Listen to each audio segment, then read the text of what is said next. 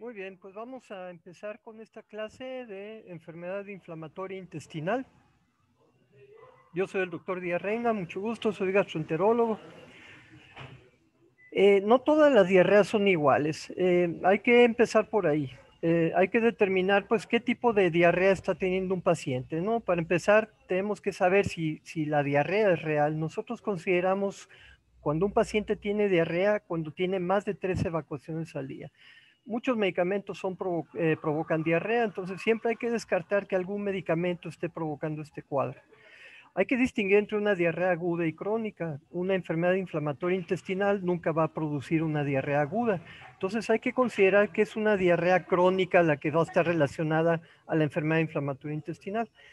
Las diarreas se pueden clasificar si son inflamatorias, si son por malabsorción o son diarreas acuosas, y pues a veces tenemos que considerar si una diarrea es falsa.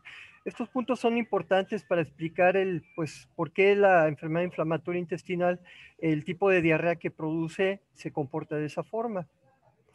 Tiene que ser una enfermedad, una diarrea crónica. La diarrea crónica es la que tiene más de 4 o más semanas. La causa más frecuente de la diarrea crónica con sangre es la enfermedad inflamatoria intestinal.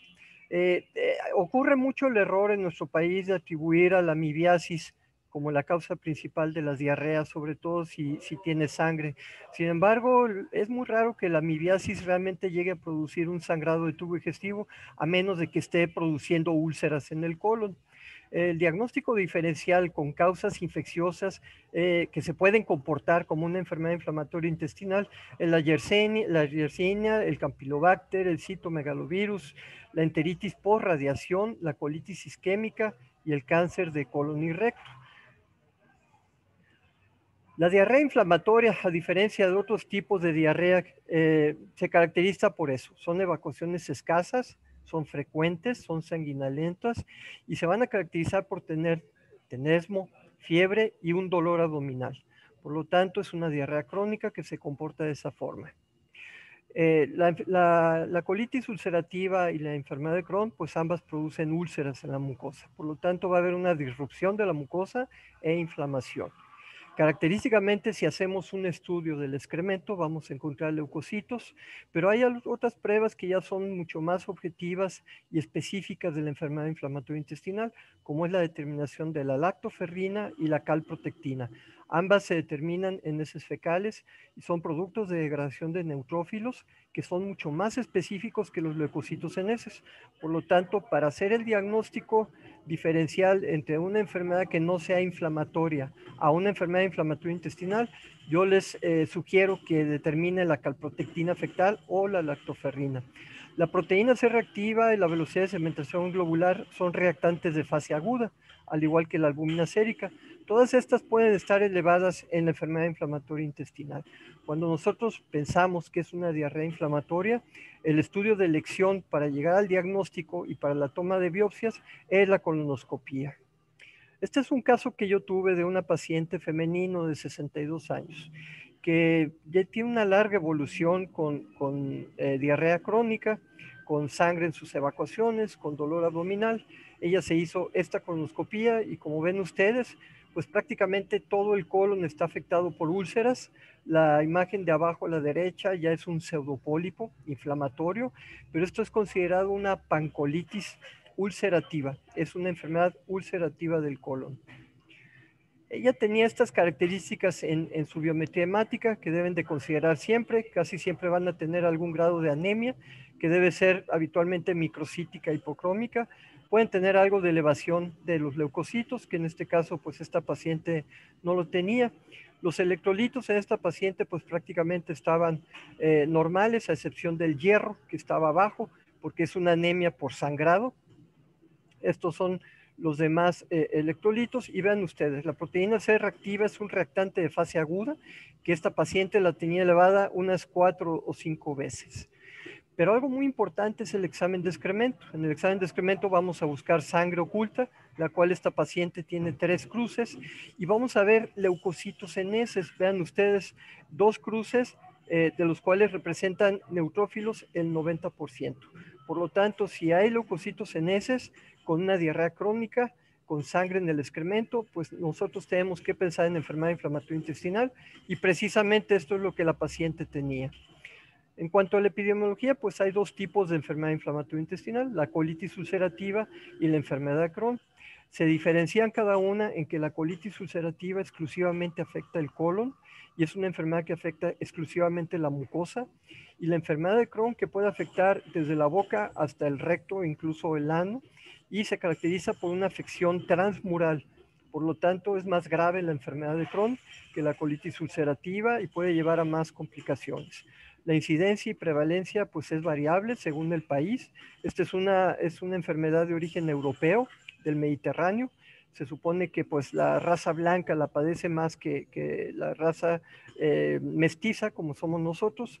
La prevalencia es de 100 por cada 100,000 habitantes y 10,000 de ellos son casos nuevos diagnosticados al año. Así que como ven, no es una enfermedad realmente tan rara y muchos casos pues pasan desapercibidos. Entonces es la obligación del médico tener una alta sospecha para diagnosticar esta enfermedad. La incidencia es similar en ambos sexos y ustedes deben de pensar en esta enfermedad en el paciente prácticamente que es joven, edad de presentación entre los 15 a 25 años, aunque también hay un pico de incidencia entre los 55 a 65 años. Entonces, ojo, no por ser adulto mayor no pueda tener una enfermedad inflamatoria intestinal. La etiología pues es prácticamente desconocida. Existen tres teorías: la susceptibilidad genética, los agentes infecciosos y factores ambientales, y una alteración en la regulación del sistema inmune. Seguimos con la patogénesis. En esta patogénesis se estimula una respuesta de fase aguda. Esto es, empieza a haber una liberación de citocinas y de interleucinas, lo que provoca esta fase aguda, y esto lleva a una isquemia local, lo que explica por qué realmente pues, hay úlceras en este tipo de enfermedades. Como les dije yo, se libera toda una cascada de inflamación que consiste en citocinas, leucotrienos, tromboxano, factor de actividad plaquetario, óxido nítrico, a partir de los neutrófilos. Entonces realmente es un desbalance entre las citocinas que son proinflamatorias y las citocinas que son protectoras. Hay una reducción en el metabolismo de ácidos grasos de cadena media en las células epiteliales. Estos ácidos grasos de cadena media son el principal alimento del enterocito. Entonces se empieza a afectar también este metabolismo, por lo tanto, pues el enterocito deja de recibir su aportación. En cuanto a la colitis ulcerativa crónica idiopática, que le vamos a llamar CUSI, las características clínicas endoscópicas e histológicas son lo que nos lleva prácticamente al diagnóstico. El inicio es gradual, por lo tanto no esperen que un paciente con CUSI debute con una diarrea de 2 a 4 días con dolor abdominal y sangre, sino que tiene que ser una diarrea crónica. Diarrea con incremento del peristaltismo, el sangrado rectal, la secreción de moco, que también es muy característica del CUSI. Hay pujo y tenesmo. Cada vez que ustedes encuentren este síntoma en el paciente, pujo y tenesmo, significa que es el intestino grueso el que está afectado. El intestino delgado no da pujo y tenesmo en el caso de la enfermedad de Crohn. Dolor abdominal tipo cólico y el paciente va a tener fiebre. La colonoscopia debe de hacerse definitivamente para valorar, número uno, la extensión. Hay pacientes a los que exclusivamente se les afecta el recto, hay otros colon sigmoides, colon descendente. Una característica del CUSI es que siempre va a tener una afección distal, es decir, el recto siempre va a estar afectado y de ahí se extiende en forma proximal la enfermedad. La colonoscopia nos sirve para valorar el grado de actividad y muy importante para la toma de biopsias. Nosotros podemos sospechar de una enfermedad inflamatoria intestinal, pero finalmente el que nos va a dar el diagnóstico es el patólogo con la toma de biopsias. Finalmente, cuando tenemos un paciente con CUSI de larga evolución, habitualmente de más de 8 años, debe de hacerse colonoscopia en forma repetida para vigilancia del cáncer de colon, porque esta enfermedad es un factor predisponente para desarrollar cáncer de colon en el futuro. Nosotros nos basamos en el índice de la Clínica Mayo. Había anteriormente otros índices para valorar la gravedad, que se llamaban de True Love y Wits. Sin embargo, eran criterios exclusivamente clínicos. Y lo que empezamos a ver con el tiempo es que a pesar de que un paciente nos decía que no tenía grandes síntomas, al hacerle una colonoscopía encontrábamos ulceraciones en el colon. Por lo tanto, esta clasificación de la clínica Mayo pues nos dice acerca de la frecuencia de las deposiciones, del sangrado que tiene el paciente, pero muy importante es la correlación cómo está la mucosa en la colonoscopía y la evaluación clínica normal, global. Entonces, como ven ustedes, pues se dividen en varios grados, de acuerdo al número de evacuaciones, de acuerdo a si tiene sangre franca, de acuerdo a cómo está la mucosa en la colonoscopía. Entonces, con esto podemos hacer una valoración mucho mejor de la gravedad del problema.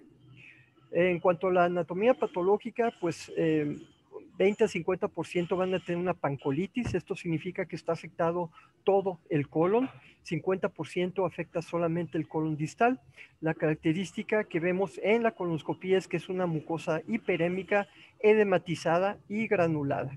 Pero el diagnóstico histológico, que es el que finalmente nos va a llevar al diagnóstico más certero, es una lesión en las criptas. Es decir, las criptas pueden estar destruidas o pueden estar abscedadas y va a haber una infiltración por neutrófilos, lo que produce la inflamación y abscesos de las mismas. También se pueden encontrar células polimorfonucleares. Es muy importante este punto en cuanto a la enfermedad inflamatoria intestinal, porque ambas enfermedades, tanto la enfermedad de Crohn como la colitis ulcerativa, pueden producir manifestaciones extraintestinales, de lo que realmente no muchos médicos lo saben. En cuanto a la piel, puede haber eritema nodoso o pioderma gangrenoso. El pioderma gangrenoso es más frecuente en la enfermedad de Crohn. En la boca podemos encontrar úlceras, aftas orales. En los ojos podemos encontrar epiescleritis y uveitis anterior en 5 al 15%. Una de las manifestaciones extraintestinales más comunes es en las articulaciones. 10 al 35% pueden tener afectado su esqueleto axial o articulaciones periféricas y algunos pueden tener datos de espondilitis anquilosante. En el hígado hay un problema muy grave que se puede presentar, que prácticamente puede ser mortal y puede llevar pues al paciente a un trasplante de hígado, que es la colangitis esclerosante primaria. Siempre cuando hay una colangitis esclerosante primaria hay que pensar que hay una enfermedad inflamatoria, y siempre cuando hay una enfermedad inflamatoria con ictericia hay que pensar que hay una colangitis esclerosante primaria. Este punto es muy importante. En cuanto a algunas pruebas diagnósticas que nos pueden ayudar al diagnóstico, sobre todo el diagnóstico diferencial, no el diagnóstico como tal de la enfermedad. Hay algunos casos en que la colitis resulta ser muy indeterminada y el patólogo no nos puede decir si es una colitis ulcerativa o es una enfermedad de Crohn. Entonces, estas pruebas sirven para hacer un diagnóstico diferencial y se llaman anticuerpos antineutrófilos de citoplasma o los PANCA. El valor predictivo para la colitis ulcerativa es del 75%. Los anticuerpos antinucleares también se pueden presentar. La proteína C reactiva, como es un marcador de inflamación, pues se puede elevar frecuentemente en los dos tipos de enfermedades, al igual que la velocidad de sedimentación globular y la hipoalbuminemia. Y como les dije hace un momento, pues si van a ser marcadores fecales que les lleven a una mayor certeza de la enfermedad, pues yo les recomiendo la calprotectina fecal y lactoferrina. Estas pruebas son pues bastante caras, a veces no son fáciles de hacer. Entonces, bueno, si no tienen opción, los leucocitos en heces pueden ser también la opción. Las complicaciones de la colitis ulcerativa que requieren incluso que le llamen ustedes al proctólogo o al cirujano es el megacolon tóxico. Es un colon extremadamente dilatado, se puede presentar en el 2% de los casos y tiene un riesgo muy alto de una perforación. Se puede manifestar con fiebre, con taquicardia, distensión y dolor abdominal. El paciente puede tener datos de irritación peritoneal, una leucocitosis importante. Y si ustedes hacen una radiografía de este tipo de pacientes y el colon mide más de 6 centímetros, es una evidencia de que ese colon se puede perforar en cualquier momento. Por lo tanto, no pueden esperar a que el colon se perfore, le tienen que llamar al cirujano para que haga una cirugía de colitis ulcerativa. Al igual que la perforación, que es extremadamente raro, solamente si hay un megacolon, el colon se puede perforar, pero como tal, un CUSI sin megacolon es muy difícil que vaya a haber una perforación. Y la hemorragia masiva, que también en ocasiones es una condición como para llamar al cirujano a que haga una endoscopía, una resección quirúrgica. La estenosis también se puede encontrar, ahí se pueden hacer dilataciones. El cáncer, como les dije, cuando ya el paciente tiene más de 8 años con la enfermedad, el riesgo aumenta de cáncer colorectal. 13% después de 20 años y hasta 34% después de 30 años. Vean ustedes toda la posibilidad de que el paciente pueda tener cáncer. Entonces hacemos colonoscopías para encontrar datos de displasia. Ese es el objetivo, encontrar la displasia antes de que el paciente vaya a tener un cáncer. Y cuando hay pues un problema ya de cáncer, pues es muy difícil hacer una resección local, por lo tanto se manda al paciente a hacer una colectomía completa. En cuanto al tratamiento, pues me voy a meter un poquito con colitis ulcerativa y enfermedad de Crohn porque son muy semejantes los tratamientos. La única diferencia es que la colitis ulcerativa va a responder a los 5 aminosalicilatos, la sulfadacina, la mesalacina, oxalacina y valsalacida. No intenten usar este tipo de medicamentos en la enfermedad de Crohn del intestino delgado, porque tiene una formulación especial para que el principio activo del medicamento se libere en el colon. Por lo tanto, si ustedes tienen una enfermedad de Crohn que afecta el intestino delgado y le dan mesalacina, eso no va a resultar absolutamente nada. Cuando hay una colitis ulcerativa que no es muy severa, que es una colitis distal, pues la remisión se puede lograr con este tipo de medicamentos hasta en 40-80% y se debe de mantener este tratamiento a largo plazo. La enfermedad de colitis ulcerativa y la enfermedad de Crohn, ninguna de las dos se cura.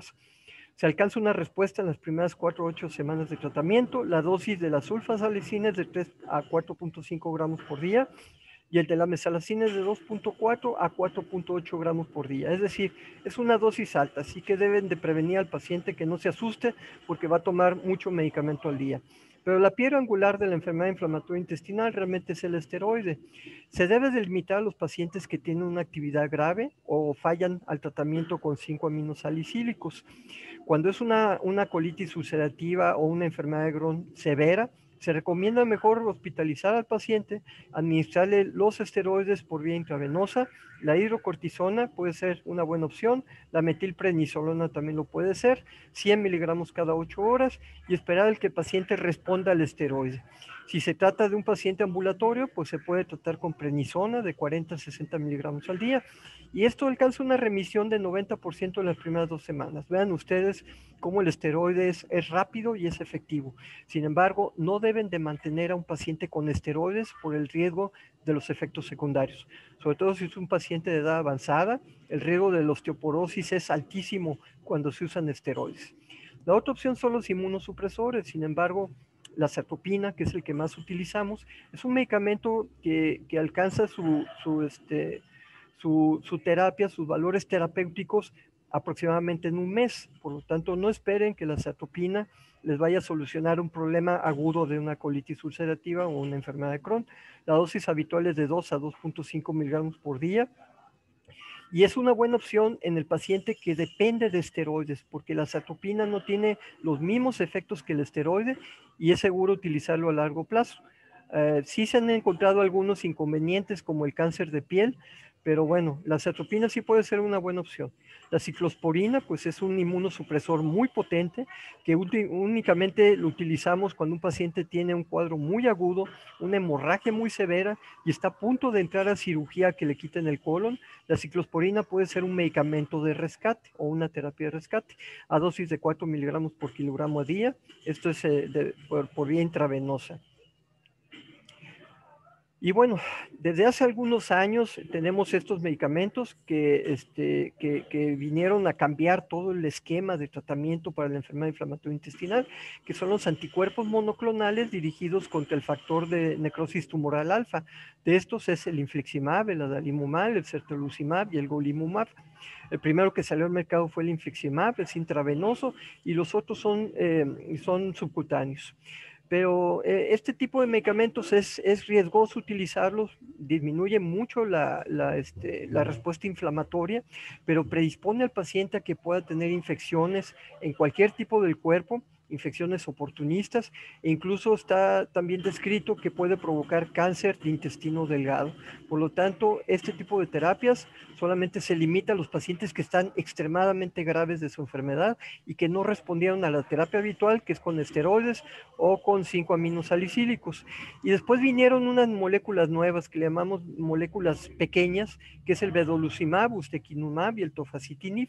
Todas estas son terapias biológicas y debe de prepararse muy bien al paciente para recibir este tipo de tratamientos. Es decir, debe descartarse sobre todo que el paciente no vaya a tener una tuberculosis o una coccidioidomicosis, que son enfermedades que pueden permanecer muy latentes, y si nosotros manejamos este tipo de medicamentos, podemos provocar que esas enfermedades latentes se manifiesten y provoquen una respuesta sistémica grave.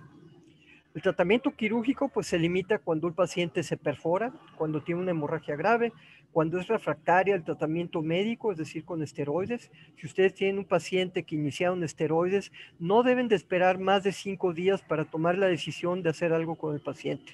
O se va a ir a cirugía o le van a meter una terapia biológica, pero no deben de esperar demasiado a que el paciente se complique. El tratamiento quirúrgico pues también se recomienda si nosotros ya encontramos datos de displasia de alto grado en nuestra colonoscopia de revisión.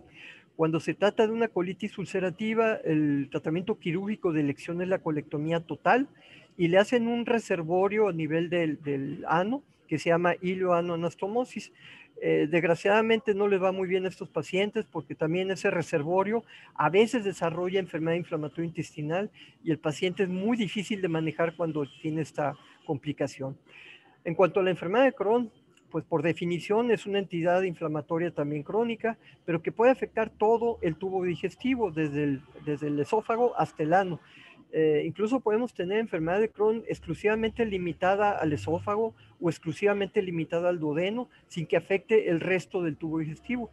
La localización más común es 40-50% a nivel ileocecal, 30-40% en intestino delgado y el 20% en colon. La característica para diferenciarlo en colon de una colitis ulcerativa es que la enfermedad de Crohn produce lesiones salteadas, es decir, respeta mucosa sana con mucosa enferma. En cambio, la colitis ulcerativa pues afecta en general desde el recto, pero en forma uniforme, sin dejar áreas salteadas de mucosa que pueden ser sanas. Se presenta inicialmente la mucosa, si hacemos una colonoscopía, simplemente con hiperemia. En cuanto va avanzando la evolución de la enfermedad, podemos encontrar edema hasta que empiezan a aparecer ulceraciones superficiales. Después se forman úlceras serpiginosas, o son úlceras muy largas, muy profundas y muy irregulares. Da el aspecto de empedrado la mucosa y se puede afectar todas las capas del intestino, es decir, es una enfermedad transmural. Por lo tanto, hay varios tipos o varios fenotipos de enfermedad de Crohn, las que solamente presentan úlceras, las que presentan estenosis o las que presentan de plano perforaciones, que son más graves. La manifestación clínica, pues si no hay una diarrea, no puede ser una enfermedad de Crohn. Tiene que haber diarrea. Hay pacientes que me llegan referidos de otros médicos que tienen estreñimiento y me lo mandan con diagnóstico de enfermedad de Crohn. Eso es imposible. El paciente tiene que tener diarrea. Es el síntoma fundamental que se presenta en más del 90% de los casos. Es una diarrea inflamatoria, es decir, con dolor abdominal, con fiebre, con sangre, con leucoceneses, con calprotectina positiva. 3 a 6 evacuaciones al día. Siempre se va a acompañar de dolor abdominal, eso también es un hecho. No puede haber una enfermedad de Crohn si no hay dolor abdominal también. Se confunde mucho con una apendicitis porque se presenta en fosa ilíaca derecha, y a veces algunos pacientes son operados con la idea de que tienen una apendicitis y resulta que era una enfermedad de Crohn. La fiebre se presenta en más del 50%. Como ven ustedes, como les dije hace un momento, la enfermedad de Crohn puede respetar algunos sitios de mucosa sana y provocar lesiones salteadas. El sitio más común es el ilion terminal. En el colon puede afectar ilion terminal, partes del colon, o solamente el colon de forma irregular. Como ven ustedes, ahí está el colon ascendente y algunas partes del colon descendente y algunas partes del recto. Y en la última, pues aparece en varios lugares, tanto en el estómago, en duodeno o en el colon. Entonces es una enfermedad que puede aparecer en todos lados. Esta es la característica de una úlcera de Crohn. Es una úlcera larga, es la blanca que están viendo ustedes en el centro. La mucosa alrededor está granular, que es otra característica. Esto es una enfermedad de Crohn, el colon. Y las características histológicas es que también va a haber una lesión en las criptas. Si recuerdan ustedes, cuando les hablé del CUSI, siempre las criptas van a estar afectadas. Entonces, mientras no estén afectadas las criptas, no puede ser una enfermedad inflamatoria intestinal. Hay una infiltración por neutrófilos, hay inflamación, y una característica de la enfermedad de Crohn es que produce abscesos y produce algo que se llaman granulomas. Por lo tanto, empieza la lesión en las criptas, posteriormente se ulcera, y hay aglomeraciones de macrófagos que se organizan en forma de granulomas. Si ustedes recuerdan algo de tuberculosis, la tuberculosis intestinal también se puede caracterizar por tener granulomas. Por lo tanto, un diagnóstico diferencial de la enfermedad de Crohn que afecta el intestino delgado, sobre todo la región de ilion-colon, pues es la tuberculosis, que se puede parecer muchísimo. Como les dije, existen 3 patrones o 3 fenotipos de un paciente: el que tiene solamente una respuesta inflamatoria, que realmente es el que no se pone tan grave; el que tiene áreas de estenosis, que realmente se pone bastante grave porque llega con una oclusión intestinal a urgencias, y a veces pues tienen que ser operados. Le resecan esa sección del intestino delgado o del colon, se la mandan al patólogo, y el patólogo finalmente hace el diagnóstico de enfermedad de Crohn. Y está la forma fistulizante, que también no es nada rara. A veces encontramos fístulas anorrectales sin tener otras manifestaciones importantes, y resulta que esa fístula es provocada por una enfermedad de Crohn. Entonces, este es uno de los otros fenotipos. Las complicaciones de la enfermedad de Crohn, que son bastante graves, se clasifican en locales o agudas. Se presentan en el tracto gastrointestinal durante cualquier parte de la evolución de la enfermedad. Pueden tener una presentación aguda, como una estenosis en el esófago o en el intestino delgado o en el colon, y el paciente pues empieza con datos de oclusión intestinal. La hemorragia masiva, a diferencia del CUSI, es más rara en la enfermedad de Crohn. Entonces solamente 4 o 5% pueden tener una hemorragia masiva. Y las fístulas, como les dije, pueden ir desde enteroentéricas o entero a la vejiga, entero hacia la vagina, o del intestino hacia la piel en 20 al 25%. Y una característica es que se pueden formar abscesos, sobre todo abscesos anales. Manifestaciones perianales que complican la enfermedad en 50%, se manifiesta de 3 formas. Solamente lesiones en la piel, y a veces van con un dermatólogo y el dermatólogo le dice esto puede ser una enfermedad de Crohn. Unas lesiones en el canal anal, o como las fístulas que yo les dije. Las perforaciones realmente son raras porque pues el grosor que adquiere el intestino por la enfermedad, es decir, se engruesa la pared, pues realmente es raro que vaya a haber una perforación por sí misma en la enfermedad de Crohn. Y bueno, esta es una de las formas de valorar cómo se comporta un paciente que ya tiene diagnóstico de enfermedad de Crohn. Entonces valoramos qué tanto dolor tiene, cuántas evacuaciones al día tiene. Esta clasificación se llama SEDAI. Esta es una clasificación abreviada porque realmente es bastante larga, pero nos ayuda para saber qué tan bien o qué tan mal está evolucionando un paciente. Entonces, como ven ustedes, el número de evacuaciones, el dolor abdominal, si se siente bien o se siente mal, el número de complicaciones que pueda tener, si necesita algo de opiáceos para tratar la diarrea, si se palpa una masa o si el hematocrito está bastante alterado. Entonces, esto es lo que vamos valorando con el paciente, la valoración de SEDAI. Y como les dije, bueno, el tratamiento con los 5 aminos salicílicos no es para la enfermedad de Crohn, por lo tanto no debe de usarse. Los esteroides sí pueden tener un uso bastante común. Sin embargo, pues hay pacientes con enfermedad de Crohn que empiezan a depender de esteroides. Y esto no es bueno porque no le podemos seguir manejando esteroides. Por lo tanto, si tenemos un paciente con enfermedad de Crohn, no debemos de dar un tratamiento a largo plazo con esteroides, y podemos optar por una terapia biológica, que es la más indicada para la enfermedad de Crohn. Los inmunosupresores, pues en caso de que se tenga que manejar, que no se tengan a la mano la terapia biológica, pues como en algunos hospitales, porque la terapia biológica realmente es bastante cara, algunas veces no se tiene a la mano, y los inmunosupresores pueden ser también una opción. Y aquí les repito nuevamente cuáles son la terapia biológica: los anticuerpos dirigidos contra factores de necrosis tumoral o las moléculas pequeñas como el vedolizumab, ustekinumab y el tofacitinib, que tienen la ventaja de que tienen menos efectos secundarios que los anticuerpos dirigidos contra factores de necrosis tumoral alfa. Aun cuando estemos usando una terapia biológica, hay una posibilidad de que el paciente deje de responder al tratamiento. Y esto puede ocurrir porque los niveles terapéuticos del biológico están bajos o porque el cuerpo está reaccionando formando autoanticuerpos. Y estos autoanticuerpos atacan el medicamento y entonces el medicamento deja de tener su eficacia. En estos casos, pues tenemos que cambiar a otro tipo de biológico con un mecanismo de acción diferente. El tratamiento quirúrgico en la enfermedad de Crohn también está indicado solamente si hay perforaciones, hemorragias graves, o hay estenosis, o hay desarrollo de cancerodisplasia. Y pues eso es a grandes rasgos una visión. Realmente la enfermedad inflamatoria intestinal es un tema extremadamente largo. Yo les quise dar pues más o menos un vistazo de lo más general. Entonces no sé si tienen alguna duda, pregunta, estoy a sus órdenes.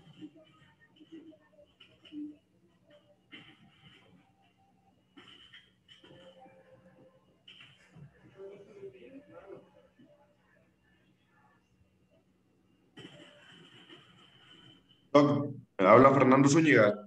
Sí, dime, Una Fernando. pregunta. Entonces, ¿el diagnóstico de CUSI siempre va a ser por patología? ¿O no es un contraste de todas las manifestaciones y de patología, histología o endoscopía? Mira, te voy a poner un ejemplo para que me lo entiendas. ¿Conoces el citomegalovirus?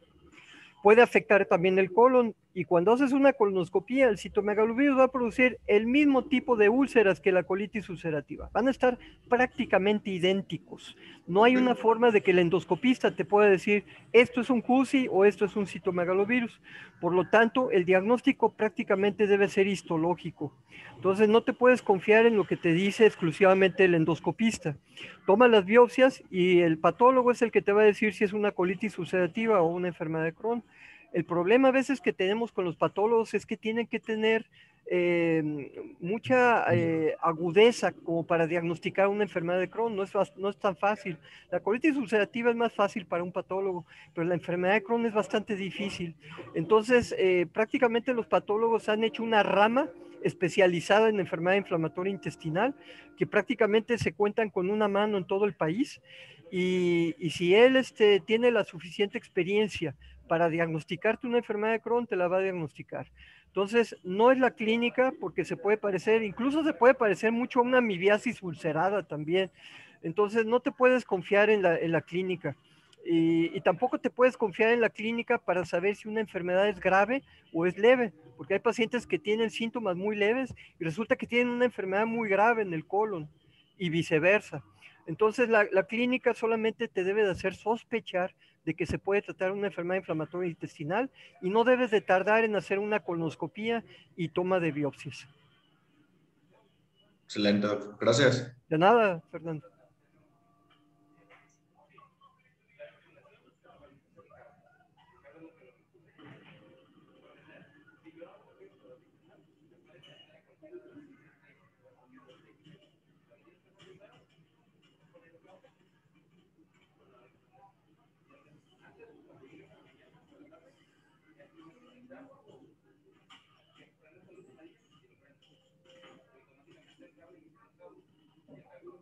¿Alguna otra pregunta? Sí, Doc, a mí me quedó una duda también en la ciclosporina. ¿Cuándo es la indicación para usarla? Ok. Es un tema que podría ser motivo de otra clase prácticamente, que es el paciente que tiene enfermedad inflamatoria intestinal grave. Es el paciente que llega al hospital ya con datos de una hemorragia severa o un CUSI severo o una enfermedad de Crohn severa. A este tipo de pacientes siempre le debe de iniciar esteroide. Esa es la terapia de elección. Ningún medicamento es tan bueno y tan rápido como el esteroide. Entonces, pues le metes hidrocortisona o metilprednisolona a tu paciente y esperas no más de 5 días. Si en 5 días el paciente no responde, sigue con hemorragia o sigue con una actividad grave, ¿cómo lo vas a saber? Por una proteína C reactiva elevada, por una leucocitosis, por una anemia, por una hipoalbuminemia. Entonces, a los 4 o 5 días tu paciente no respondió. Tienes 3 opciones en ese momento. Llamar al cirujano para que le haga una colectomía, que va a ser una colectomía total, y pues ese tipo de decisión es la más difícil de todas. O le puedes meter un biológico, que en este caso tendría que ser el infliximab, porque es el único que se administra por vía intravenosa. O la tercera opción es la ciclosporina, efectivamente, que es un inmunosupresor bastante potente. Te puede salvar prácticamente al paciente de una cirugía. El inconveniente es que es muy nefrotóxico. Entonces tienes que vigilar muy bien la función renal del paciente que le vas a administrar este medicamento. Yo personalmente mejor me iría con el biológico, con el infliximab, porque es más seguro, no te va a producir a ciertas excepciones de efectos secundarios muy severos, pero en general a mí no me gusta meterme tanto con la ciclosporina por el riesgo de ser nefrotóxico. Pero esa prácticamente es la indicación. No intentes meter ciclosporina a un CUSI o a un Crohn que no sea grave, porque vas a tener más efectos adversos que lo que te va a ayudar el medicamento. Gracias, doc. ¿De nada? Yo tengo una pregunta. Sí, adelante. Por ejemplo, en enfermedad de Crohn, para el seguimiento después del tratamiento, o sea, ya sea farmacológico, quirúrgico, ¿cómo hay que darle seguimiento? O sea, hay que hacerle estudios imaginológicos, o sea, una colonoscopía y al cuánto tiempo y cada cuánto hay que darle, o sea, cómo hay que hacer su seguimiento, pues. Ok, si te fijaste bien, puse una diapositiva. Aquí está. Esta diapositiva es un índice que se llama CDAI. CDAI. Entonces ahí vas poniendo puntos, ¿no? Número de evacuaciones al día, si tiene dolor abdominal, si se siente bien o no, las complicaciones que tiene, si tiene una masa palpable o si ha tenido que utilizar opiáceos para la diarrea. Entonces, inicialmente lo más importante es la clínica. Debes empezar con esto. Si tienes un CDAI alto, aquí dice abajo, el CDAI de menos de 150 es un paciente que está en remisión. Un CDAI arriba de 450 es un enfermo severo. Entonces, ya con esto debes de decidir que tienes que hacer algún estudio invasivo. Si tu paciente tiene una enfermedad de Crohn de colon, pues afortunadamente la colonoscopia puede llegar al colon y hacerte el diagnóstico de cómo está la enfermedad. El problema es cuando te afecta el intestino delgado. Entonces, aquí tienes varias opciones. La cápsula endoscópica, que realmente es peligrosa en la enfermedad de Crohn porque esta cápsula se puede atorar en algún área de estenosis del intestino delgado. Está la enteroscopía, que es una enteroscopia especial que puede recorrer toda la longitud del intestino delgado y ver qué tan afectado está. Está la enteroscopía, la enteroresonancia magnética, que es lo que más estamos utilizando en este momento porque es el estudio menos invasivo. En la enteroresonancia lo que vas a valorar es el grosor de la pared del intestino delgado. Entonces, a mayor grosor y mayor extensión, pues más grave la enfermedad. Y por último, también algo que te puede ayudar es la calprotectina, porque la calprotectina es una prueba de excremento que no solamente te dice que hay una enfermedad inflamatoria intestinal, sino que te la cuantifica y te dice cuánto tiene de calprotectina. Entonces, una calprotectina arriba de 10 significa una enfermedad inflamatoria intestinal activa y que no está en remisión. Y por último, nosotros hablamos de remisión exclusivamente cuando un paciente está libre de síntomas y además hicimos un estudio, una colonoscopía o una enteroscopía y el paciente no tiene ninguna úlcera. Pero en un futuro se está considerando la remisión histológica, que consiste en que el paciente no tenga ni síntomas, en la colonoscopía no tenga ni úlceras y que la biopsia salga perfectamente normal. Ese va a ser nuestro objetivo en un futuro. Ok, perfecto, gracias. ¿De nada? ¿Alguna otra pregunta? ¿Entendieron bien todo? Muy bien, pues no se diga más, pues les agradezco mucho su asistencia, su comprensión de que llegué unos minutos tarde Y pues cuando a ustedes se les ofrezca, yo voy a estar disponible, voy a estar en contacto con el doctor García Marcano y yo me voy a encargar de los temas de gastroenterología cuando él me los pida. Así que no va a ser la última vez que van a ver mi feo rostro. Muchas gracias, Muchas doctor. gracias, Doc. Gracias, hasta luego. Acabo de llegar, tuve un contratiempo, pero desde luego que muy agradecido por tu disposición, como siempre, y tu tiempo, y nos vemos en la próxima. No hay de qué, amigo, con mucho gusto. Gracias. Diviértase. Hasta luego. Gracias. ¿Dónde?